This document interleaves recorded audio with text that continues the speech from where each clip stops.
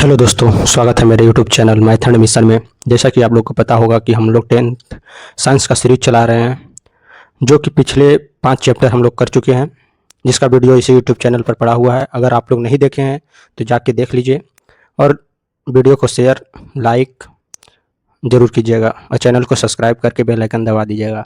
चलिए तो आज स्टार्ट करते हैं छठा चैप्टर, जैव प्रकर्म। ये देखिएगा, जैव क्या है, जैव प्रकर्म। 5 चैप्टर हम लोग पहले कर चुके हैं, तो आज छठा यहाँ से स्टार्ट करते हैं। देखिएगा, जैव प्रकर्म क्या है। वे सभी प्रकर्म जो सम्मिलित रूप से अनुरक्षण का कार्य करते हैं जैव प्रकर्म कहलाते हैं, क्योंकि क्षति तथा टूट फूट रोकने के लिए अनुरक्षण प्रकर्म की आवश्यकता होती है। अतः इसके लिए उन्हें ऊर्जा की आवश्यकता होती है। यह ऊर्जा एकल जीव के शरीर से बाहर आती है, इसलिए ऊर्जा के स्रोत का बाहर से जीव के शरीर में स्थानांतरण के लिए कोई प्रकर्म होना चाहिए। इस ऊर्जा के स्रोत को हम भोजन तथा शरीर के अंदर लेने के प्रकर्म को पोषण कहते हैं। ठीक है। पृथ्वी पर जीवन कार्बन आधारित अणुओं पर आधारित है, अतः अधिकांश खाद्य पदार्थ भी कार्बन आधारित होते हैं। नेक्स्ट, यहाँ पे देखिएगा, उपचयन अपचयन अभिक्रियाएं अणुओं के विघटन की कुछ सामान्य रासायनिक युक्तियां। इसके लिए बहुत से जीव शरीर के बाहरी स्रोत से ऑक्सीजन प्रयुक्त करते हैं। शरीर के बाहर से ऑक्सीजन का ग्रहण करना तथा कोशिकीय आवश्यकता के अनुसार खाद्य पदार्थों के विघटन में उसका उपयोग श्वसन कहलाता है। यहाँ पे बहुकोशिकीय जीवों में सभी कोशिकाएं अपने आसपास के पर्यावरण से सीधे संपर्क में नहीं रहती है, अतः साधारण विसरण सभी कोशिकाओं की आवश्यकता की पूर्ति नहीं कर सकती है। ठीक है। चलिए, आपको पता मोस्ट इंपॉर्टेंट सिर्फ हम लोग पढ़ते हैं तो पूरा पढ़ना संभव नहीं है, इसलिए हम ये सीरीज चला रहे हैं। जब रासायनिक अभिक्रियाओं में कार्बन के स्रोत तथा ऑक्सीजन का उपयोग ऊर्जा प्राप्ति के लिए होता है, तब ऐसे उत्पाद भी बनते हैं जो शरीर की कोशिकाओं के लिए न केवल अनुपयोगी होते हैं बल्कि वे हानिकारक भी हो सकते हैं। अतः इन अपशिष्ट उत्पादकों को शरीर से बाहर निकालना अति आवश्यक होता है। इस प्रकर्म को हम उत्सर्जन कहते हैं। जो हानिकारक पदार्थ होते हैं उसे उत्सर्जन कर निकाल बाहर शरीर से जो बाहर निकलता है उसी को क्या कहते हैं, उत्सर्जन कहते हैं। चलिए नेक्स्ट, यहाँ पे देखिएगा, बहुकोशिकीय जीवों में शरीर अभिकल्पना के मूल्यों का पालन किया जाता है, तो उत्सर्जन के लिए विशिष्ट ऊतक विकसित हो जाएगा। इसका अर्थ है कि परिवहन तंत्र की आवश्यकता अवशिष्ट पदार्थों की कोशिकाओं से इस उत्सर्जन ऊतक तक पहुंचाने की होगी। ठीक है, किसका उत्सर्जन ऊतक तक पहुंचाने की किसका होगी, अवशिष्ट पदार्थों को कोशिका से। नेक्स्ट, यहाँ पे आइए, कुछ जीव अकार्बनिक स्रोतों से कार्बन डाइऑक्साइड तथा जल के रूप में सरल पदार्थ प्राप्त करते हैं। ये जीव स्वपोषी हैं, जिन्हें सभी हरे पौधे तथा कुछ जीवाणु है, जिनमें क्या क्या है, हरे पौधे और जीवाणु स्वपोषी होते हैं। कुछ अन्य जीव जटिल पदार्थों का उपयोग करते हैं। इन जटिल पदार्थों का सरल पदार्थों में खंडित करना अनिवार्य है ताकि वे जीव के संरक्षण तथा वृद्धि में प्रयुक्त हो सके। इसे प्राप्त करने के लिए जीव जैव उत्प्रेरक का उपयोग करते हैं, जिसे एंजाइम कहते हैं, जिन्हें क्या कहा जाता है, एंजाइम। अतः विषमपोषी उत्तरजीविता के लिए प्रत्यक्ष या परोक्ष रूप से समपोषी पर आश्रित होते हैं। जंतु तथा कवक इस प्रकार विषमपोषी जीवों में सम्मिलित है। जंतु आदमी भी जंतु में ही आता है। ठीक है। अब यहाँ हम लोग पढ़ेंगे स्वपोषी पोषण। वह प्रकर्म जिसमें स्वपोषी बाहर के लिए पदार्थों को ऊर्जा संचित रूप से परिवर्तित कर देता है। ठीक है। स्वपोषी जीव के कार्बन तथा ऊर्जा की आवश्यकताओं प्रकाश संश्लेषण द्वारा पूरी करती है। चलिए, कार्बन डाइऑक्साइड पौधों को ऊर्जा प्रदान करने में प्रयुक्त होता है। कार्बोहाइड्रेट जो है पौधों को ऊर्जा प्रदान करने में प्रयुक्त होता है। जो कार्बोहाइड्रेट तुरंत प्रयुक्त नहीं होते उन्हें मंड के रूप में संचित कर लिया जाता है। यह रक्षित आंतरिक ऊर्जा की तरह कार्य करेगा तथा पौधे द्वारा आवश्यकता अनुसार प्रयुक्त कर लिया जाता है। भोजन से व्युत्पन्न ऊर्जा का कुछ भाग हमारे शरीर में ग्लाइकोजन के रूप में संचित हो जाता है। जैसे 6CO2 प्लस 2LH2O को क्लोरोफिल या सूर्य प्रकाश दिया तो ग्लूकोज प्लस जल का निर्माण हो, C6H12O6 plus 6O2 plus 6H2O। प्रकाश संश्लेषण प्रकर्म में वास्तव में क्या होता है, जो यहाँ देखें, क्लोरोफिल द्वारा प्रकाश ऊर्जा को अवशोषित करना, प्रकाश ऊर्जा को रासायनिक ऊर्जा में रूपांतरित करना तथा जल अणुओं का हाइड्रोजन तथा ऑक्सीजन में अवघटन, कार्बन डाइऑक्साइड का कार्बोहाइड्रेट में अपचयन, ये तीनों प्रकाश संश्लेषण के प्रकर्म में होता है। ठीक है। कुछ कोशिकाओं में हरे रंग के बिंदु दिखाई देते हैं। ये हरे बिंदु कोशिकांग है जिन्हें क्लोरोप्लास्ट कहते हैं। इनमें क्लोरोफिल होता है, जो हरे रंग में दिखाई देते हैं उनमें उसे क्लोरोप्लास्ट कहते हैं, इसमें क्लोरोफिल होता है। अब यहाँ पे आइएगा, गैसों का आदान प्रदान तने जड़ तथा पत्तियों की सतह से भी होता है। इन रंध्रों से पर्याप्त मात्रा में जल की हानि भी होती है, अतः जब प्रकाश संश्लेषण के लिए कार्बन डाइऑक्साइड की आवश्यकता नहीं होती तब पौधा इन छिद्रों को बंद कर लेता है। छिद्रों का खुलना और बंद होना द्वार कोशिकाओं का एक कार्य है। द्वार कोशिकाओं में जब जल अंदर जाता है तो वे फूल जाती है और रंध्र का छिद्र खुल जाता है। जब इसी तरह जब द्वार कोशिकाएं सिकुड़ती है तो छिद्र बंद हो जाता है। चलिए नेक्स्ट, यहाँ पे देखिएगा, स्थलीय पौधे प्रकाश संश्लेषण के लिए आवश्यक जल की पूर्ति जड़ों द्वारा मिट्टी में उपस्थित जल के अवशोषण से करते हैं। नाइट्रोजन, फास्फोरस, लोहा तथा मैग्नीशियम सरीखे अन्य पदार्थ भी मिट्टी से लिए जाते हैं।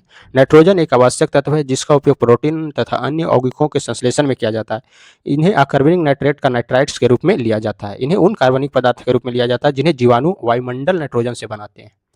नेक्स्ट, कुछ जीव भोज्य पदार्थों का विघटन शरीर के बाहर ही कर देते हैं तथा और उसका अवशोषण करते हैं। ठीक है, पहले विघटन करते हैं शरीर से बाहर, फिर अवशोषण करते हैं, जैसे फफूंदी, ईस्ट, मशरूम आदि कवक इसके उदाहरण हैं। अन्य जीव संपूर्ण भोज्य पदार्थ का अंतर्ग्रहण करते हैं, उसका पाचन शरीर के अंदर होता है, तब वह विघटन करते हैं। नेक्स्ट, भोजन को गीला किया जाता है, यहाँ से पढ़िएगा। आहार का स्तर बहुत कोमल होता है, अतः भोजन को गीला किया जाता है ताकि इसका मार्ग आसान हो जाए।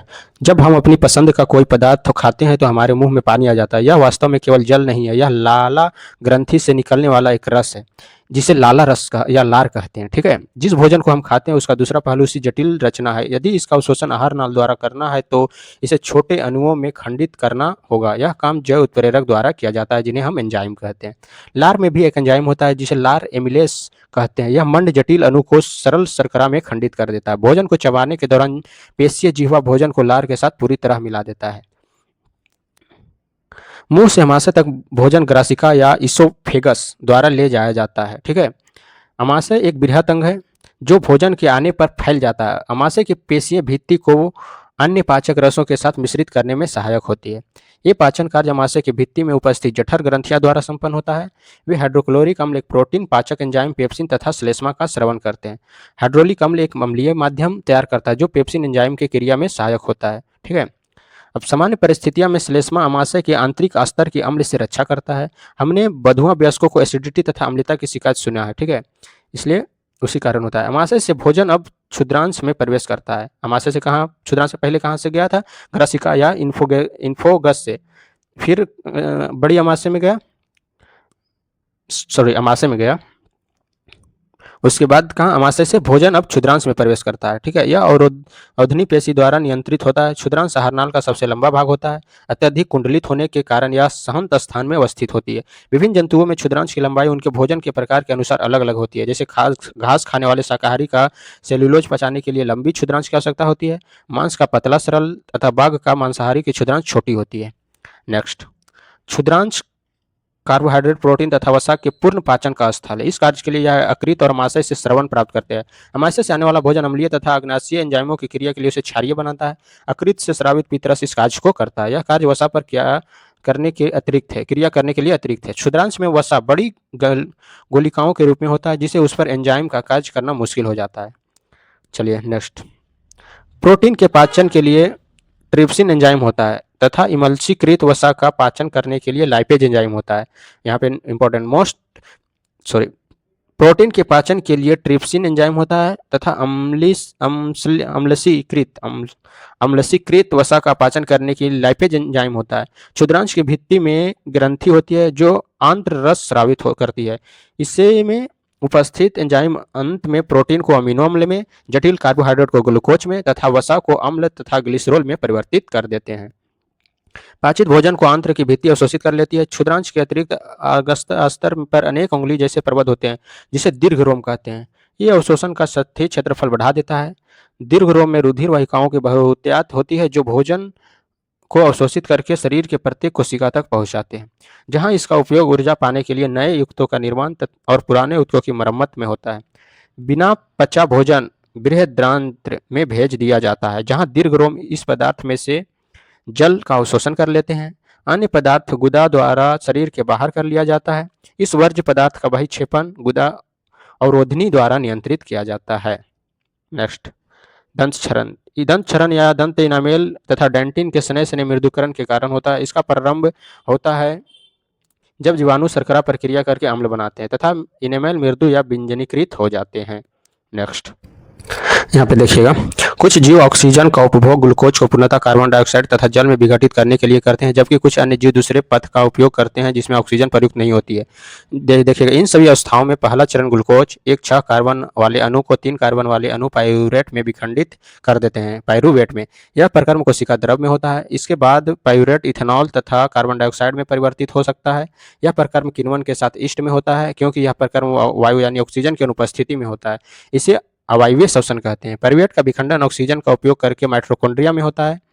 यह प्रक्रम 3 कार्बन वाले पाइरूवेट के अणु को विखंडित करके 3 कार्बन डाइऑक्साइड के अणु देता है। दूसरा उत्पाद जल है, क्योंकि यह प्रक्रम वायु ऑक्सीजन की उपस्थिति में होता है। यह वायवीय श्वसन कहलाता है। वायवीय श्वसन में ऊर्जा का मोचन अवायवीय श्वसन की अपेक्षा बहुत अधिक होता है। यहाँ पे देखिए, अचानक किसी क्रिया के होने से हमारे पेशियों में लैक्टिक अम्ल का निर्माण होना क्रैम्प का कारण हो सकता है। लैक्टिक अम्ल के कारण ही कहीं दर्द होता है। ठीक है, वही बोल रहा है, लैक्टिक अम्ल निर्माण हो जाता है, जिसे लैक्टिक अम्ल का निर्माण क्रैम्प का कारण हो सकता है। नेक्स्ट यहाँ पे देखिएगा, ग्लूकोज पाइरूवेट में कोशिका द्रव में पाइरूवेट में विखंडित हुआ। ऑक्सीजन की अनुपस्थिति में इथेनॉल प्लस कार्बोनेट लैक्टिक अम्ल ऑक्सीजन का अभाव में प्लस ऊर्जा हुआ। ऑक्सीजन की उपस्थिति में कार्बन डाइऑक्साइड प्लस जल प्लस ऊर्जा, माइटोकॉन्ड्रिया में ये कार्य हुआ। नेक्स्ट, एटीपी के विखंडन से एक निश्चित मात्रा में ऊर्जा मोचित होती है, जो कोशिका के अंदर होने वाली आत्मरोष्मी क्रियाओं का परिचालन करते हैं। एटीपी क्या है? एटीपी का उपयोग, एटीपी अधिकांश ऊर्जा मुद्रा है। ठीक है, कोशिकाओं प्रक्रम के लिए एटीपी ऊर्जा मुद्रा है। एटीपी प्लस फास्फोरस ऊर्जा प्रदान किया। ठीक है, एटीपी के रूप में यहाँ पे देखिएगा, एटीपी का उपयोग पेशियों के सिकुड़ने, प्रोटीन संश्लेषण, तांत्रिक आवेग का संचरण आदि अनेक क्रियाओं के लिए किया जाता है। नेक्स्ट, क्योंकि वायवीय श्वसन पथ ऑक्सीजन पर निर्भर करता है। वायवीय श्वसन क्या है? पथ ऑक्सीजन पर निर्भर करता है। वायवीय को यह सुनिश्चित करने की आवश्यकता है कि जो पर्याप्त मात्रा में ऑक्सीजन ग्रहण की जा रही है। हमें देख चुके हैं, पौधे गैसों का आदान प्रदान रंध्र के द्वारा करते हैं, ये तो पहले भी देखें। सभी कोशिकाओं के संपर्क, यहाँ कार्बन डाइऑक्साइड तथा ऑक्सीजन का आदान प्रदान विसरण द्वारा होता है। ये कोशिकाओं में या दूर बाहर वायु में जा सकती है। विसरण की दिशा पर्यावरणीय अवस्थाओं तथा पौधे की आवश्यकताओं पर निर्भर करते हैं। रात्रि में जब कोई प्रकाश संश्लेषण नहीं हो रही है, तब कार्बन डाइऑक्साइड का निष्कासन ही मुख्य आदान प्रदान क्रिया है। दिन में श्वसन के दौरान कार्बन डाइऑक्साइड प्रकाश संश्लेषण प्रयुक्त होता है, अतः कार्बन डाइऑक्साइड नहीं निकलती है। इस समय ऑक्सीजन का निकलना मुख्य घटना है। चलिए नेक्स्ट, जल में विलेय ऑक्सीजन की मात्रा वायु में ऑक्सीजन की मात्रा की तुलना में बहुत कम होती है, इसलिए जलीय जीवों की श्वास दर स्थलीय जीवों की अपेक्षा द्रुत कम होती है। मछली अपने मुंह के द्वारा जल लेती है तथा बलपूर्वक इसे क्लोम तक पहुंचाती है। यहाँ विलेय ऑक्सीजन रुधिर ले जाता है। ठीक है, स्थलीय जीव श्वसन के लिए वायुमंडल में ऑक्सीजन का उपयोग करते हैं। नेक्स्ट, वायु शरीर के अंदर नस द्वार द्वारा जाती है। ठीक है, मनुष्य में वायु शरीर के अंदर नस द्वार द्वारा जाती है। नस द्वार जाने वाली वायु मार्ग में उपस्थित महीन बालों द्वारा निस्पंदित हो जाती है, जिससे शरीर के में जाने वाली धूल तथा दूसरी अशुद्धियां रहित होती है। इस मार्ग में श्लेष्मा की परत होती है, जो इस प्रकार में सहायक होती है। यहाँ से वायु कंठ द्वारा फुफ्फुस में प्रभावित होती है। कंठ द्वारा कहाँ होती है? फुफ्फुस में प्रभावित होती है। कंठ में उपस्थित विलय उपस्थित होते हैं। यह सुनिश्चित करता है कि वायु मार्ग निपतित ना हो।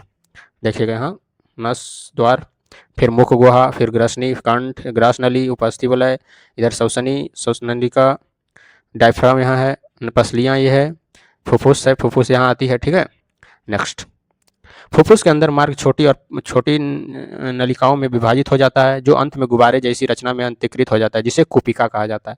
जिसे क्या कहा जाता है? कुपिका। कुपिका एक सतह उपलब्ध कराती है, जिससे गैसों का विनिमय हो सकता है। कुपिकाओं के भीतर रुधिर वाहिकाओं का विस्तृत जाल होता है, जैसे हम प्रारंभिक वर्षों में देख चुके हैं। जब हम श्वास अंदर लेते हैं, हमारी पसलियाँ ऊपर उठती है और हमारा डायफ्राम चपटा हो जाता है। जब श्वास अंदर लेते हैं तो पसलियाँ ऊपर उठती है, डायफ्राम चपटा हो जाता है। इसके परिणामस्वरूप वक्ष गुहिका बड़ी हो जाती है। इससे क्या होती है? वक्ष गुहिका बड़ी हो जाती है। नेक्स्ट, धूम्रपान के लिए श्वास नली के ऊपर हिस्से में छोटी छोटी बालों जैसी संरचना होती है, जिसे सिलिया कहते हैं। सिलिया सांस लेते वक्त अंदर ली जाने वाली वायु से रोगाणु, धूल, अन्य हानिकारक कणों को हटाने में मदद करती है। सिलिया। नेक्स्ट, मानव में श्वसन वर्णक हीमोग्लोबिन है, जो ऑक्सीजन के लिए उच्च बंधुता रखता है। मानव में श्वसन वर्णक क्या है? हीमोग्लोबिन, जो ऑक्सीजन के लिए उच्च बंधुता रखता है। यह वर्णक लाल रुधिर कणिकाओं में उपस्थित होता है। कार्बन डाइऑक्साइड जल में अधिक विलेय है और इसलिए इसका परिवहन हमारे शरीर में विलेय अवस्था में होता है। कुपिकाओं की सतह तक फैला दिया जाता है, यह लगभग 80 मीटर वर्ग तक ढक लेगी। ठीक है, अधिक कुपिकाओं को सतह में फैला दिया जाए तो यह लगभग 80 वर्ग मीटर स्क्वायर ढक लेगी। नेक्स्ट, रुधिर एक तरल संयोजी ऊतक है, खून जिसको बोलते हैं। रुधिर में एक तरल माध्यम होता है, जिसे प्लाज्मा कहते हैं। इस कोशिकाओं उस कोशिकाएं निलंबित होती है, इसमें कोशिकाएं नहीं होती है। प्लाज्मा भोजन कार्बन डाइऑक्साइड तथा नाइट्रोजनी वर्ज्य पदार्थ का विलीन रूप में वहन करता है। ऑक्सीजन को लार रुधिर कणिकाएं ले जाती है। बहुत से अन्य पदार्थ जैसे लवण का वहन भी रुधिर के द्वारा होता है। अतः हमें एक पंपन तंत्र की आवश्यकता होती है जो रुधिर के अंगों के आसपास धकेल सके। नलियों की इस परिपथ की आवश्यकता होती है जो रुधिर को उनके ऊतकों तक भेज सके। नेक्स्ट, हृदय पंप। हमारा पंप हृदय, हम हृदय एक पेशीय अंग है जो हमारी मिट्टी के आकार की होती है, मुट्ठी के आकार की होती है। क्या पेशीय अंग है हृदय? क्योंकि रुधिर को ऑक्सीजन तथा कार्बन डाइऑक्साइड दोनों का ही ऑक्सीजन का वहन करना होता है। अतः ऑक्सीजन प्रचुर रुधिर को कार्बन डाइऑक्साइड युक्त रुधिर से मिलने को रोकने के लिए हृदय कई कोष्ठों में बटा होता है। नेक्स्ट, ऑक्सीजन प्रचुर रुधिर फुफ्फुस से क्या होता है, हृदय में बाईं ओर स्थित कोष्ठ बायां अलिंद में जाता है। फुफ्फुस से कहाँ जाता है, बायां अलिंद में जाता है। इस रुधिर को एकत्रित करके बायां अलिंद शिथिल रहता है, तब अगला कोष्ठ बायां निलय फैलाता है। बायां अलिंद से बायां निलय, यह संकुचित होता है और इसमें रुधिर इसमें स्थानांतरित होता है। अपनी बारी जब पेशियां बायां निलय संकुचित होता है तब रुधिर शरीर में पंपित हो जाता है। ऊपर वाला दायां कोष्ठ दायां अलिंद जब फैलता है तो शरीर के भी ऑक्सीजनित रुधिर इसमें आ जाता है। जैसे ही दायां अलिंद संकुचित होता है नीचे वाला संगत कोष्ठ दायां निलय फैल जाता है। यह रुधिर को दाएं निलय में स्थानांतरित कर देता है जो रुधिर को ऑक्सीजनकरण हेतु अपनी बारी में पर फुफ्फुस में पंप कर देता है। अलिंद की अपेक्षा निलय की पेशियां भेती मोटी होती है क्योंकि निलय को पूरे शरीर में रुधिर भेजना होता है। जब अलिंद या निलय संकुचित होते हैं तो वाल्व उल्टी दिशा में रुधिर प्रवाह को रोकना सुनिश्चित करते हैं। ये रहा आपका मानव हृदय का व्यवस्थात्मक काष्ठ दृश्य। ठीक है, यहाँ महाधमनी, फुफ्फुस शिरा, बायां अलिंद इधर है, ऊपर के शरीर भाग का महाशिरा, दायां अलिंद और ये निचले महाशिरा, दायां निलय यहाँ होता है। ठीक है, नेक्स्ट, पक्षी तथा स्तनधारी सरीखे जंतुओं को जिन्हें उच्च ऊर्जा की आवश्यकता होती है वह बहुत लाभदायक है क्योंकि इनके शरीर का तापक्रम बनाए रखने के लिए निरंतर ऊर्जा की आवश्यकता होती है। जल स्थल चर या बहुत से सरीसृप जैसे जंतुओं में 3 कोष्ठीय हृदय होता है और ये ऑक्सीजन जनित तथा विऑक्सीजनित रुधिर धारों को कुछ सीमा तक मिलना भी सहन कर लेते हैं। दूसरी ओर मछली के हृदय में केवल 2 कोष्ठ होते हैं। जहां से रुधिर क्लोब में भेजा जाता है वहां यह ऑक्सीजनित होता है और सीधा शरीर में भेज दिया जाता है। इस तरह मछलियों के शरीर में एक चक्र में केवल एक बार ही रुधिर हृदय में जाता है। दूसरी ओर अन्य कशेरुकी में प्रत्येक चक्र में यह 2 बार हृदय में जाता है। इसे दोहरा परिसंचरण कहते हैं। रक्तदाब क्या है देखिए, रुधिर वाहिकाओं के भित्ति के विरुद्ध जो दाब लगता है उसे रक्तदाब कहते हैं। जब शिराओं की अपेक्षा धमनियों में बहुत अधिक होता है, धमनी के अंदर रुधिर का दाब निलय प्रकुंचन के दौरान प्रकुंचन दाब तथा निलय अनुशीथलन के दौरान धमनी के अंदर का दाब शीतलन दाब कहलाता है। सामान्य प्रकुंचन का दाब 120 तथा अनुशीथलन दाब लगभग 80 mm पारा होता है, यानी रक्तदाब 120/80 मैक्स। ठीक है, होती है 120 प्रकुंचन हो गया, 80 अनुशीथलन में मापा जाता है।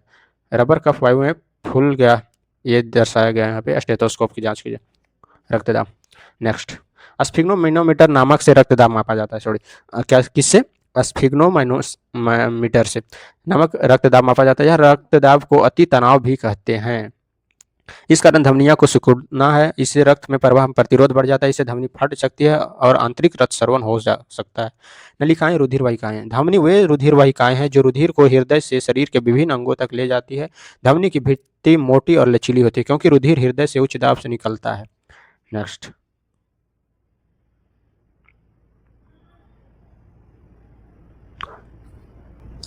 लसिका एक अन्य पदार्थ का द्रव है जो वहन में भी सहायता करता है, उसे लसिका या उत्तक तरल उत्तक कहते हैं। कोशिकाओं के भीतर उपस्थित छिद्रों द्वारा कुछ प्लाज्मा प्रोटीन तथा रुधिर कोशिकाओं बाहर निकलकर उत्तक के अंतर्कोशीय अवकाश में आ जाते हैं तथा उनके तरल तथा लसिका का निर्माण करते हैं। रुधिर के प्लाज्मा की तरह है यह भी, लेकिन यह रंगहीन होता है तथा इसमें अल्प मात्रा में प्रोटीन होते हैं। किसमें? लसिका में। लसिका अंतर्कोशीय अवकाश से लसिका कोशिकाओं में चला जाता है जो आपस में मिलकर बड़ी लसिका वाहिकाएं बनाती है और अंत में बड़ी शिरा में खुलती है। बचा हुआ तथा क्षुद्रांश द्वारा अवशोषित वसा का वहन लसिका द्वार होता है। नेक्स्ट, जल में परिवहन। जाइलम उत्तक में जड़ों, तनों तथा पत्तियों की वहिकाएं तथा वहिकाएं आपस में जुड़कर जल संवहन वहिकाओं का एक सतत जाल बनाती है जो पादप के सभी भागों से संबंध होता है। जल का परिवहन किससे होता है? जाइलम उत्तक द्वारा। नेक्स्ट, भोजन का फ्लोएम उत्तक द्वारा। नेक्स्ट, जाइलम कोशिकाओं द्वारा खींचता है, यहाँ पे लिखा हुआ है जो जल को जड़ों में उपस्थित जाइलम कोशिकाओं द्वारा खींचता है। पादप के वायवीय भागों द्वारा वाष्प के रूप में जल की हानि वाष्पोत्सर्जन कहलाती है। ठीक है, अतः वाष्पोत्सर्जन जल के अवशोषण एवं जड़ से पत्तियों तक जल तथा उनमें विलय खनिज लवणों के ऊपरीमुखी गति में सहायक होता है। यह ताप के नियमन में भी सहायक होता है। नेक्स्ट, प्रकाश संश्लेषण के विलेय उत्पादों का वहन स्थानांतरण कहलाता है। प्रकाश संश्लेषण के विलेय उत्पादों का वहन करना स्थानांतरण कहलाता है। यह संवहन ऊतक के फ्लोएम नामक भाग द्वारा होता है। फ्लोएम ना अभी बताएं, फ्लोएम द्वारा भोजन पहुंचाया जाता है पादप के अन्य भागों में। प्रकाश संश्लेषण के उत्पादों के अलावा फ्लोएम अमीनो अम्ल तथा अन्य पदार्थों का परिवहन भी करता है। ये पदार्थ विशेष रूप से जड़ के भंडारण अंगों, फलों, बीजों तथा वृद्धि वाले अंगों में ले जाए जाते हैं। भोजन तथा अन्य पदार्थों का स्थानांतरण संलग्न साथी कोशिकाओं की सहायता से चालनी नलिका में ऊपरीमुखी तथा अधोमुखी दोनों सिराओं में होता है। यहाँ पे देखिएगा, सुक्रोज सरीखे पदार्थ फ्लोएम ऊतक में एटीपी से प्राप्त ऊर्जा से स्थानांतरित होती है। नेक्स्ट, बसंत में जड़ व तने के ऊतकों में भंडारित शर्करा का स्थानांतरण कलिकाओं में होता है, जिसे वृद्धि के लिए ऊर्जा की आवश्यकता होती है। उत्सर्जन, उत्सर्जन किसे कहते हैं? वह प्रकार जिसमें इन हानिकारक उपपचयी वर्ज्य पदार्थों का निष्कासन होता है, उसे उत्सर्जन कहते हैं। मानव में उत्सर्जन, मानव में उत्सर्जन में एक जोड़ा विक्र, एक मूत्रवाहिनी, एक मूत्राशय तथा एक मूत्र मार्ग होता है। विर्क उदर में रीढ़ की हड्डी के दोनों ओर स्थित होता है। विर्क में मूत्र बनने के बाद मूत्रवाहिनी में होता है हुआ मूत्राशय में आ जाता है। यहाँ तक तब तक एकत्र रहता है जब तक मूत्र मार्ग के निकल नहीं जाता है। जैसे यहाँ पे देखा है, मूत्रवाहिका मूत्राशय यहाँ पे आता है। ठीक है।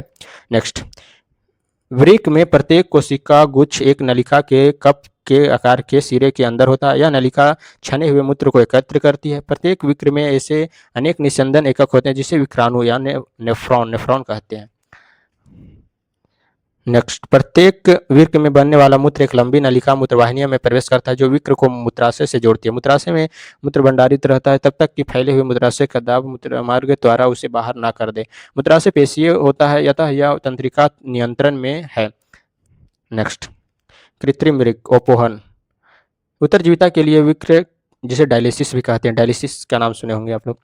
उत्तरजीविता के लिए विक्र जैव अंग है। कई कारण से संक्रमण से या रुधिर प्रवाह विक्र क्रियाशीलता को कम कर देते हैं। यह शरीर में विषैले अपशिष्ट को संचित कराता है, जिससे मृत्यु भी हो सकती है। एक कृत्रिम वृक्क नाइट्रोजनी अपशिष्ट उत्पादों को रुधिर से अपोहन द्वारा यानी डायलिसिस द्वारा निकालने की एक युक्ति है। ठीक है, खराब खून को निकाला जाता है और सही खून को फिर डाला जाता है उसको सही करके।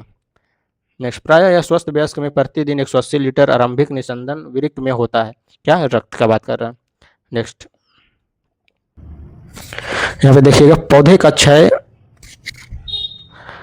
भी कर सकते हैं। बहुत से पादप अपशिष्ट उत्पादक कोशिकाओं रिक्तकाओं में संचित रहते हैं। पौधे से गिरने वाली पत्तियों में भी अपशिष्ट उत्पाद संचित रहते हैं। अन्य अपशिष्ट उत्पाद रेजिन तथा गोंद के रूप में विशेष रूप से पुराने जाइलम में संचित रहते हैं। पादप भी कुछ अपशिष्ट पदार्थों का अपने आसपास की मृदा में उत्सर्जित करते हैं।